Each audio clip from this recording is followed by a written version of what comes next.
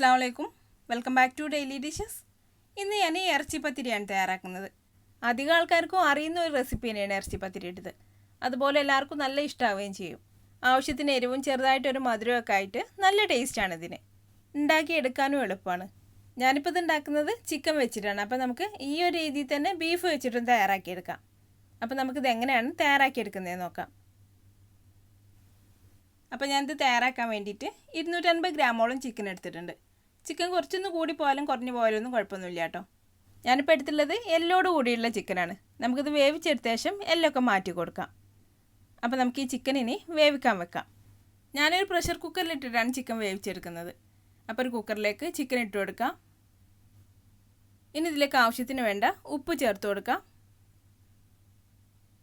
പിന്നെ 1/4 ടീസ്പൂൺ മഞ്ഞൾപ്പൊടി, 1/2 ടീസ്പൂൺ മുളക് പൊടി, പിന്നെ കുറച്ച് വെള്ളം കൂടെ ചേർത്തിട്ട് ഇതെല്ലാം ഒന്ന് മിക്സ് ചെയ്തെടുത്ത ശേഷം കുക്കർ മൂടി വെച്ചിട്ട് വേവിച്ചെടുക്കാം. ഒരു 2-3 വിസിൽ വരുമ്പോഴേക്ക് ചിക്കൻ വെന്ത് വരും. ചിക്കൻ വെന്ത് വന്ന ശേഷം അതിൻ്റെ എല്ലൊക്കെ മാറ്റിയിട്ട് മിക്സിയുടെ ചെറിയ ജാറിലിട്ടിട്ടൊന്ന് പൊടിച്ചെടുക്കണം. ചെറുതായിട്ടൊന്ന് പൊടിച്ചെടുത്താൽ മതി കേട്ടോ. അതല്ലെങ്കിൽ കൈ വെച്ചിട്ടൊന്ന് പൊടിച്ചെടുത്താലും മതി. ഇനി നമുക്കിതിലേക്ക് വേണ്ട മാവ് റെഡിയാക്കി എടുക്കാം. അപ്പോൾ ഒരു ബൗളിലേക്ക് 1.5 കപ്പ് മൈദ ചേർത്ത് കൊടുക്കുന്നുണ്ട്.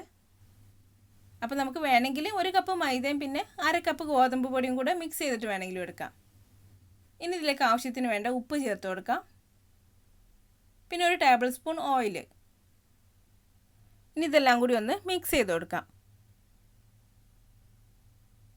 ഇനി ഇതിലേക്ക് ആവശ്യത്തിന് വെള്ളം ഒഴിച്ചു കൊടുത്തിട്ട് നമ്മൾ പൂരിക്കൊക്കെ കുഴച്ചെടുക്കുന്ന പോലെ ഒന്ന് കുഴച്ചെടുക്കാം. വെള്ളം കൂടി പോരുത് കേട്ടോ. വെള്ളം കൂടി പോയിട്ടുണ്ടെങ്കിൽ നമ്മളിത് പൊരിച്ചെടുക്കുമ്പോൾ ഇതിലേക്ക് ഓയിലൊക്കെ നന്നായിട്ട് പിടിക്കും. അപ്പോൾ വെള്ളം കുറച്ചായിട്ട് ചേർത്ത് കൊടുത്തിട്ട് ഇത് നന്നായിട്ടൊന്ന് കുഴച്ചെടുക്കാം. ഇപ്പോൾ ഞാനിത് നന്നായിട്ട് കുഴച്ചെടുത്തിട്ടുണ്ട്. ഇനി ഇത് കുറച്ച് സമയം ഒന്ന് മൂടി വെച്ച് കൊടുക്കാം. ഒരു 15 മിനിറ്റൊക്കെ മതി. നമ്മളിതിലേക്ക് വേണ്ട മസാല തയ്യാറാക്കിയെടുക്കുന്ന സമയം മതിയാവും. ഇനി നമുക്കിതിലേക്ക് വേണ്ട മസാല തയ്യാറാക്കിയെടുക്കാം. അപ്പോൾ ഞാനൊരു പാത്രം അടുപ്പത്ത് വെച്ച് ചൂടാക്കി എടുത്തിട്ടുണ്ട്. ഇതിലേക്ക് ഇനി ഓയിൽ ഒഴിച്ചു കൊടുക്കാം. 2.5 ടേബിൾ സ്പൂൺ ഓയിൽ ഒഴിച്ചു കൊടുത്തിട്ടുണ്ട്. വെളിച്ചെണ്ണ സൺഫ്ലവർ ഓയിലോ ഏതായാലും മതി. ഇനി ഓയിലൊന്ന് ചൂടായി വന്ന് അതിലേക്ക് സവാള ചേർത്ത് കൊടുക്കാം. ഞാനിപ്പോൾ ഇതിലേക്ക് 4 സവാള എടുത്തിട്ടുണ്ട്. സവാള നല്ല നീളത്തിൽ കുറച്ച് കട്ട് ചെയ്തിട്ടുള്ളതാണ്. അത് ഇതിലേക്ക് ചേർത്ത് കൊടുക്കാം. ഇനി സവാള നന്നായിട്ടൊന്ന് വഴറ്റിയെടുക്കണം. നന്നായിട്ട് വാടി ഒരു കുഴഞ്ഞ പരുവത്തിലായി വരണം. അപ്പോൾ പെട്ടെന്നൊന്ന് വഴന്ന് വരാൻ വേണ്ടി നമുക്കിതിലേക്ക് കുറച്ച് ഉപ്പും കൂടെ ചേർത്ത് കൊടുക്കാം. ഉപ്പ് കുറച്ച് ചേർത്താൽ മതി. നമ്മളിതിലേക്കുള്ള മാവിലും പിന്നെ ചിക്കനിലൊക്കെ ഉപ്പ് ചേർത്തിട്ടുള്ളതാണ്. അപ്പോൾ ഈ സവാളയിലേക്ക് ആവശ്യമായിട്ടുള്ള ഉപ്പ് മാത്രം ചേർത്താൽ മതി. ഇനി ഈ സവാള നന്നായിട്ടൊന്ന് വഴറ്റിയെടുക്കാം. ഇപ്പോൾ സവാളയൊക്കെ നന്നായിട്ട് വഴന്നു വന്നിട്ടുണ്ട്. ഇനി ഇതിലേക്കൊരു 3 പച്ചമുളക് ചെറുതായിട്ട് കട്ട് ചെയ്ത് ചേർത്ത് കൊടുക്കുന്നുണ്ട്. അപ്പോൾ പച്ചമുളകൊക്കെ നമ്മൾ എരിവിനനുസരിച്ചിട്ട് ചേർത്ത് കൊടുക്കാം. പിന്നെ 2 ടേബിൾ സ്പൂൺ ഇഞ്ചി വെളുത്തുള്ളി ചതച്ചത്, പിന്നെ കുറച്ച് കറിവേപ്പില വേണമെങ്കിൽ നമുക്ക് ചെറുതായിട്ടൊന്ന് കട്ട് ചെയ്തിട്ട് വേണമെങ്കിലും ചേർത്ത് കൊടുക്കാം കേട്ടോ. ഇതിപ്പോൾ ചെറിയ കറിവേപ്പിലയാണ്, അപ്പോൾ ഞാൻ കട്ട് ചെയ്തിട്ടില്ല. ഇനി ഇഞ്ചിനി വെളുത്തുള്ളിൻ്റെയൊക്കെ ഒരു പച്ചമണം മാറി വരുന്നവരെ ഒന്നും കൂടി വഴറ്റിയെടുക്കാം.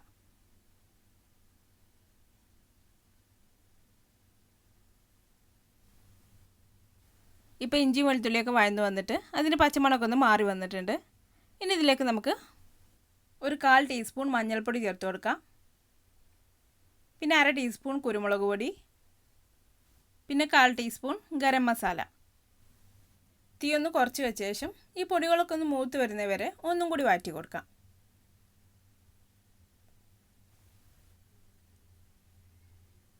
ഇപ്പോൾ മസാലയൊക്കെ മൂത്ത് വന്നിട്ടുണ്ട്. ഇനി ഇതിലേക്ക് നമുക്ക് ചിക്കൻ ചേർത്ത് കൊടുക്കാം. ചിക്കൻ വെന്ത് വന്ന ശേഷം അതിൻ്റെ എല്ലൊക്കെ മാറ്റിയിട്ട് മിക്സിയുടെ ചെറിയ ജാറിലിട്ടിട്ട് ചെറുതായിട്ടൊന്ന് പൊടിച്ചെടുത്തിട്ടുള്ളതാണ്. ചിക്കൻ നന്നായിട്ട് പൊടിഞ്ഞു പോകരുത്. മിക്സിയുടെ ചെറിയ ജാറിലിട്ടിട്ട് ചെറുതായിട്ടൊന്ന് കറക്കിയെടുത്താൽ മതി. പിന്നെ ഇതിലേക്ക് കുറച്ച് മല്ലിയിലയും കൂടെ ചേർത്തിട്ട് ഇതെല്ലാം കൂടി നന്നായിട്ടൊന്ന് മിക്സ് ചെയ്തെടുക്കാം. അപ്പോൾ നമുക്ക് ഈ മസാലയിൽ ഉപ്പൊക്കെ നോക്കിയിട്ട് വേണമെങ്കിൽ ചേർത്ത് കൊടുക്കാം. ഇപ്പോൾ ഞാൻ മസാലയൊക്കെ നന്നായിട്ട് മിക്സ് ചെയ്തെടുത്തിട്ടുണ്ട്. ഇനി നമുക്ക് തീ ഓഫ് ചെയ്യാം. ഇപ്പോൾ ഇറച്ചിപ്പത്തിരിക്ക് വേണ്ട മസാല റെഡി ആയിട്ടുണ്ട്. ഇനി ഇതൊന്ന് ചൂടാറി വരുമ്പോഴേക്ക് നമ്മൾ നേരത്തെ കുഴച്ച് വെച്ചിട്ടുള്ള മാവൊന്ന് പരത്തിയെടുക്കാം. മാവ് ഇപ്പോൾ നല്ല സോഫ്റ്റായിട്ട് വന്നിട്ടുണ്ട്. ഇനി ഇത് നമ്മൾ പൂരിക്കൊക്കെ എടുക്കുന്ന പോലെ ചെറിയ ബോൾസ് ആക്കി എടുക്കാം. ഇതിപ്പോൾ ഞാൻ 16 ചെറിയ ബോൾസ് ആക്കി എടുത്തിട്ടുണ്ട്. ഈ 16 ബോൾസ് വെച്ചിട്ട് നമുക്ക് 8 ഇറച്ചിപ്പത്തിരി ഉണ്ടാക്കിയെടുക്കാം. അപ്പോൾ നമുക്ക് ഒരു ഇറച്ചിപ്പത്തിരി ഉണ്ടാക്കാൻ 2 പത്തിരി വേണം. ഇനി നമുക്ക് ഈ ബോൾസൊക്കെ ഒന്ന് പരത്തിയെടുക്കാം. പൂരിക്കൊക്കെ ചെയ്യുന്ന പോലെ തന്നെ കുറച്ച് പൊടി ഇട്ട് കൊടുത്തിട്ട് പരത്തിയെടുക്കാം. നല്ല കട്ടി ഓർക്കണ്ട, കുറച്ച് കട്ടിയിൽ വേണം പരത്തിയെടുക്കാൻ. നമ്മൾ പൂരിക്കൊക്കെ ചെയ്യുന്ന അതുപോലെ തന്നെ.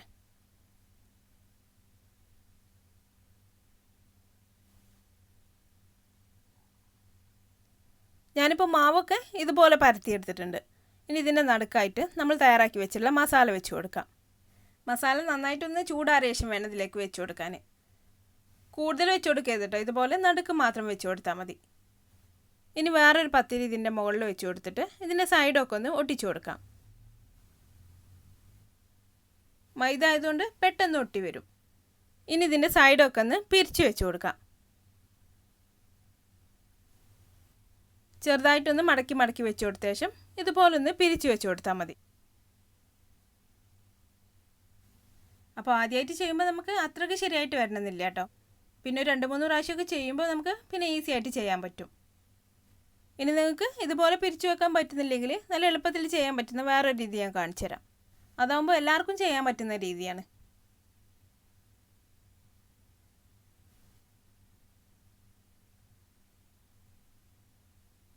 ഇപ്പോൾ ഞാൻ ഒന്ന് പിരിച്ചെടുത്ത് വെച്ചിട്ടുണ്ട്.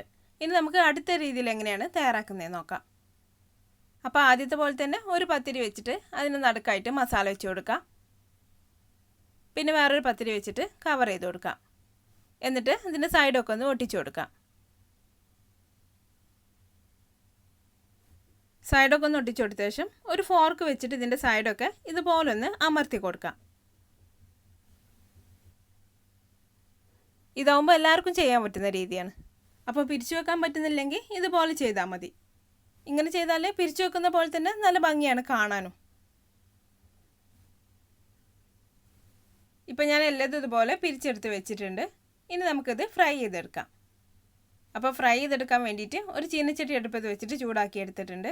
ഇതിലേക്ക് ഇനി ഓയിൽ ഒഴിച്ചു കൊടുക്കാം. ഇതൊന്ന് മുങ്ങിക്കിടക്കാൻ മാത്രം ഓയിൽ വേണം. ഇനി ഓയിലൊന്ന് ചൂടായി തുടങ്ങിയാൽ ഓരോന്നായിട്ട് ഇതിലേക്ക് ഇട്ട് കൊടുത്തിട്ട് ഫ്രൈ ചെയ്തെടുക്കാം. തീ മീഡിയം ടു ഹൈ ഫ്ലെയിമിൽ വെച്ചിട്ട് വേണം ഫ്രൈ ചെയ്തെടുക്കാൻ, അല്ലെങ്കിൽ ഇതിലേക്ക് ഓയിലൊക്കെ നന്നായിട്ട് പിടിക്കും. ഒരു 2-3 പ്രാവശ്യമായിട്ട് തിരിച്ചും മറിച്ചൊക്കെ ഇട്ട് കൊടുത്തിട്ട് ഫ്രൈ ചെയ്തെടുക്കാം. കൂടുതലങ്ങ് കളർ മാറിപ്പോകണ്ട. ഇപ്പോൾ ഒന്ന് റെഡി ആയിട്ടുണ്ട്. ഇനി ഈ ഒരു രീതിയിൽ തന്നെ ബാക്കിയുള്ളതെല്ലാം ഫ്രൈ ചെയ്തെടുത്താൽ മതി. ഇപ്പോൾ ഞാൻ എല്ലാതും ഫ്രൈ ചെയ്ത് വെച്ചിട്ടുണ്ട്. ഇതിന് നമുക്ക് ഇങ്ങനെ വേണമെങ്കിലും കഴിക്കാം. ഇതിങ്ങനെ കഴിക്കാൻ തന്നെ നല്ല ടേസ്റ്റാണ്.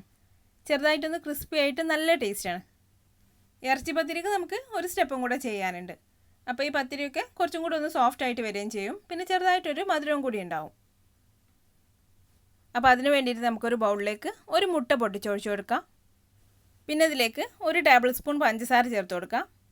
പിന്നെ ഇതിലേക്ക് ആവശ്യത്തിന് വേണ്ട ഉപ്പും കൂടെ ചേർത്ത് കൊടുത്തിട്ട് ഇത് നന്നായിട്ടൊന്ന് ബീറ്റ് ചെയ്തെടുക്കാം. ഇപ്പോൾ നന്നായിട്ട് ബീറ്റ് ചെയ്ത് വെച്ചിട്ടുണ്ട്. ഇനി നമുക്കൊരു പാൻ അടുപ്പത്ത് വെച്ചിട്ടൊന്ന് ചൂടാക്കിയെടുക്കാം. പാനൊന്ന് ചൂടായി വന്നാൽ അതിലേക്ക് കുറച്ച് നെയ്യും കൂടെ ചേർത്ത് കൊടുക്കാം. ഈ നെയ്യൊക്കെ ഒന്ന് ചൂടായി വന്നാൽ നമ്മൾ ഫ്രൈ ചെയ്ത് വെച്ചിട്ടുള്ള ഓരോരോ പത്തിരിയായിട്ട് ഈ മുട്ടയുടെ മിക്സിയിലൊന്ന് മുക്കിയ ശേഷം ഇതിലേക്ക് വെച്ച് കൊടുക്കാം.